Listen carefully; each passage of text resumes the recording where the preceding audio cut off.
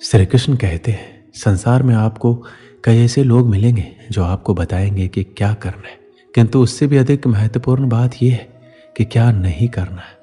आज मैं आपको ऐसे ही 3 बातें बताने वाला हूं जो आपको जीवन में नहीं करनी है। पहली बात, आनंद में कभी वचन मत दो। आनंद आपके तर्क को हर लेता है और फिर आनंद में दिया गया ये वचन बाद में गले की फांस बन जाता है। दूसरी बात, क्रोध में उत्तर मत दो। क्रोध आपके विवेक को खा जाता है, भविष्य दृष्टि को बाधित कर देता है और फिर कुछ क्षण के लिए आया ये क्रोध, इसमें दिया गया उत्तर बाद में जीवन भर के लिए प्रश्न बन जाता है। और तीसरी बात, कभी भी दुख में निर्णय मत लो। दुख आपके सोचने समझने की क्षमता को सीमित कर देता है और दुखी मन से लिए गए निर्णय सदा दुख ही देते हैं। सच कहा जाए तो वचन, उत्तर और निर्णय कभी भी जीवन में सोच विचार करके ही लेने या देने चाहिए। सोच विचार करके कार्य करोगे तो इस संसार में किसी भी समस्या का हल बहुत आसानी से प्राप्त कर लोगे। श्री कृष्ण कहते हैं भगवान को हम जब तक शरीर से याद करते हैं तब तक भगवान हमारे प्रतिरूप में बात नहीं करते। जब तक हम ईश्वर को अपने मन में बसाकर उन्हें सच्चे दिल से याद नहीं करेंगे तब तक भगवान खुद हमारे प्रत्यक्ष नहीं आएंगे, क्योंकि भगवान सिर्फ उन्हीं लोगों के साथ रहते हैं जो उन्हें सच्चे दिल से मानते हैं, उनका आदर सम्मान करते हैं। इसलिए श्री कृष्ण अर्जुन को बताते हुए कहते हैं अगर हम भगवान को सच्चे मन से याद करते हैं तो भगवान हमारा साथ जरूर देते हैं, हमारे अंदर एक सकारात्मकता भर देते हैं और एक नई ऊर्जा का निर्माण करते हैं, जिससे हम अपने जीवन को सफलता के मार्ग पर खड़ा कर देते हैं और भगवान उन्हीं का साथ देते हैं जो उन्हें मन से चाहते हैं। श्री कृष्ण कहते हैं अगर हमारे अंदर शिष्टता और सदाचार स्नेह का प्रेम भाव होगा तो हम लोगों को ज़्यादा अच्छी तरह से समझ पाएंगे, उनसे अच्छा व्यवहार रख पाएंगे, हम समाज का भला कर पाएंगे, लोगों में अच्छी सीख दे पाएंगे, लोगों को भलाई करने के लिए प्रेरणा दे पाएंगे। अगर हमारे अंदर सदाचार और प्रेम भाव की भावना होती है तो पूरी दुनिया हमारे साथ होती है, पूरी दुनिया हमारे लिए खड़ी रहती है, क्योंकि हम जितना ज़्यादा प्रेम भाव लोगों के प्रति रखेंगे उतना ही प्रेम भाव लोग हमें देंगे। प्रेम भाव से दुनिया का अस्तित्व है और प्रेम भाव से ही दुनिया का विनाश है।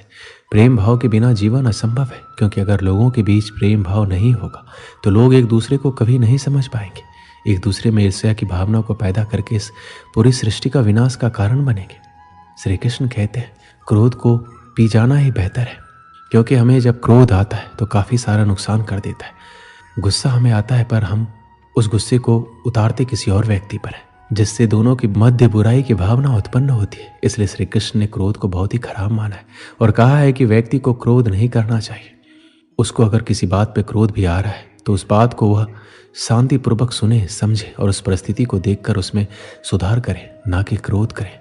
क्रोध एकमात्र ऐसा जरिया नहीं है, क्रोध से कुछ भी हासिल नहीं होता है, ना ही कुछ सुधार होता है, क्रोध से सब कुछ बर्बाद होता है। इसलिए क्रोध ना हम कभी करें ना करने दें। इस बात को अगर जीवन में अपना लिया तो आप लोगों को कुछ नए नज़रिए से देखेंगे, जिससे एक नई ऊर्जा उत्पन्न होगी और इस ऊर्जा से आपके जीवन पर बहुत ही गहरा प्रभाव पड़ेगा और आपकी ज़िंदगी काफ़ी हद तक निखर कर सामने आएगी।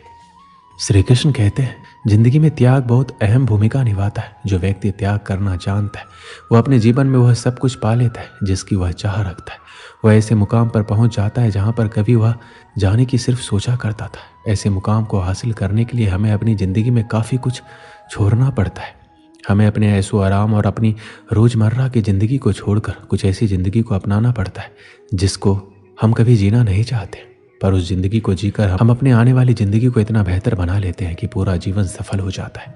इसलिए श्री कृष्ण कहते हैं जीवन में त्याग करते रहना जरूरी है। अगर हम त्याग नहीं करेंगे तो इस जीवन का कोई उद्देश्य नहीं रहेगा। जीवन में त्याग करना जरूरी है। त्याग से हमारे खुद में परिवर्तन होता है और ज़िंदगी में सुधार होता है, इसलिए त्याग करते रहना चाहिए। श्री कृष्ण कहते हैं हमारे कर्म ही हमारा परिणाम होता है, क्योंकि जैसे करनी वैसी ही भरनी।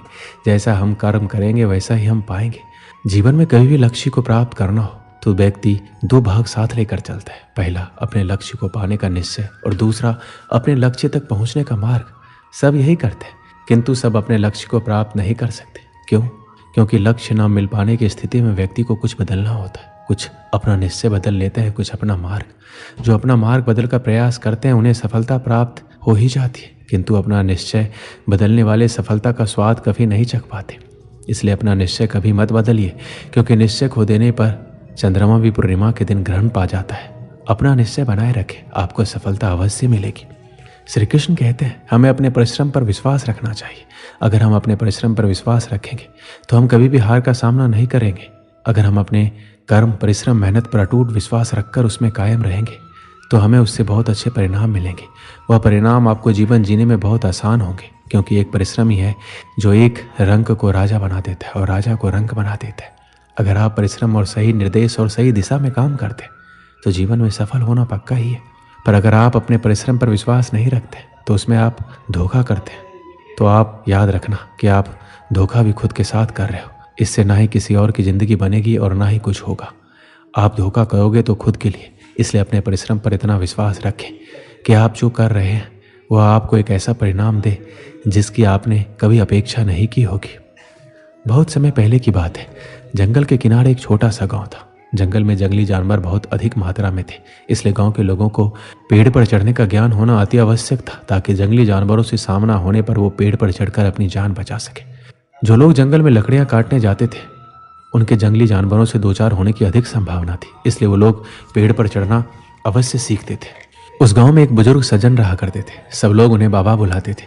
वो पेड़ पर चढ़ने की विद्या में माहिर थे और लोगों को पेड़ पर चढ़ने का प्रशिक्षण दिया करते थे। गांव के अधिकांश लोग उनसे ही प्रशिक्षण प्राप्त करने जाया करते थे। एक दिन बाबा ने उन युवकों के समूह को बुलाया जिन्हें वो पेड़ पर चढ़ने का प्रशिक्षण दे रहे थे। वह उस समूह के प्रशिक्षण का अंतिम दिन था। बाबा उन्हें एक पेड़ के पास ले गए। वह एक ऊंचा और चिकना पेड़ था जिस पर चढ़ना बेहद कठिन था।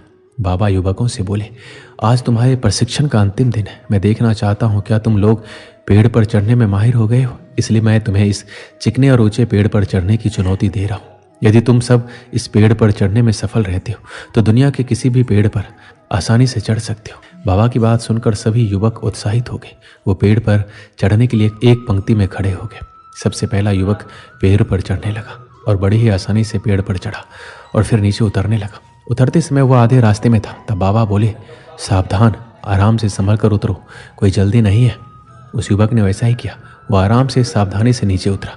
उसके बाद एक एक करके सारे युवक पेड़ पर चढ़ने लगे। जब वो पेड़ पर चढ़ते तब तो बाबा उन्हें कुछ नहीं कहते, लेकिन जब वो पेड़ से उतरते समय आधे रास्ते पर होते या बस नीचे पहुंचने वाले होते तो बाबा कहते हैं, सुनो, आराम से, थोड़ा संभल कर और पूरी सावधानी से उतरो, किसी प्रकार की कोई जल्दी नहीं है। सभी युवकों ने बाबा की बात मानी और पेड़ पर चढ़कर नीचे उतरने में सफल हुए। सब बड़े खुश थे, लेकिन एक बात उन्हें खटक रही थी और ये थी, बाबा ने उन्हें पेड़ से उतरते समय ही सावधान रहने को क्यों कहा, पेड़ पर चढ़ते समय क्यों नहीं। उन्होंने बाबा से पूछ लिया, बाबा, इस पेड़ की सबसे ऊपरी शाखा पर चढ़ना सबसे कठिन था, लेकिन आपने उस पर चढ़ते समय हमें संभल कर रहने को नहीं कहा। लेकिन पेड़ से उतरते समय जब जमीन की दूरी बहुत कम रह गई थी तब आपने हमें संभल कर और सावधान रहने को कहा, ऐसा क्यों। बाबा बोले, देखो, पेड़ की सबसे ऊपरी शाखा पर चढ़ना बहुत कठिन है, ये मैं भी जानता हूँ और तुम भी। इसलिए मेरे बिना बोले ही तुम पहले से ही सतर्क थे।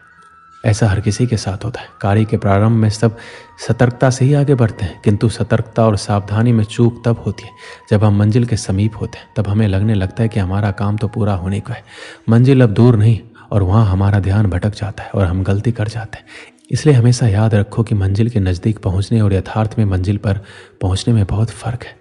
युवकों को बाबा की इस बात से जीवन की एक बड़ी सीख प्राप्त हुई। हमारे जीवन में भी कई बार ऐसा होता है, किसी काम को पूरा करने के कगार पर होकर भी हम उसे पूरा नहीं कर पाते। अंतिम क्षणों में कुछ गड़बड़ हो जाती है और हम पछताते रह जाते हैं। अंतिम क्षणों की जरा सी असावधानी से हमारा पूरा काम बिगड़ जाता है। इसलिए ऐसा होता है क्योंकि मंजिल के करीब पहुंचकर हम अपना धैर्य खो देते हैं। धैर्य खोने के बाद हमसे चूक हो जाती है।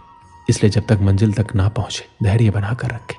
कार्य के प्रारंभ में जितना धैर्य और सावधानी आवश्यक है, कार्य समाप्ति तक भी आवश्यक है।